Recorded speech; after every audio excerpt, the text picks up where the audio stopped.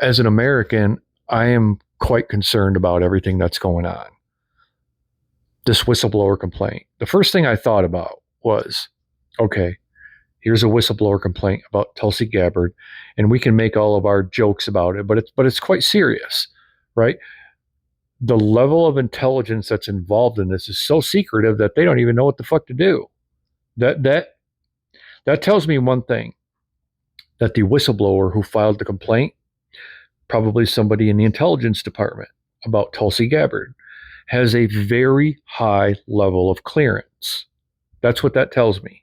And then I think back to the first time he was president, when he took all of that other information with him when he was kicked out of the White House, stored it in his bathroom with the golden toilet down there in Mar-a-Lago. Remember that? And then I start thinking, well, how much was actually shared? We have CIA agents, former CIA agents, being interviewed, thinking, in their opinion, that J.E. was, well, a spy for Is He Real and possibly Russia, Russia, Russia. Last July, Pam Bondi, was directing that. Yeah, we don't know if he was an agent. I did a video on that this morning. How do you get men like him? How do you get them to bend to your will and do what you want? J.E. knew exactly how. And when he was arrested in July, right, they went and served a search warrant. I said this already, and I watched and I researched it, and I watched Hawk's video about it. I don't take credit for it, but I did research it, and he's right.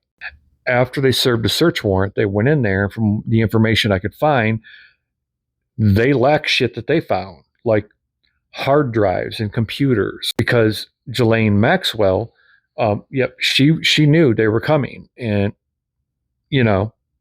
she took the out with her, allegedly, maybe. In understanding attorney-client privilege at this point, you really have to understand it.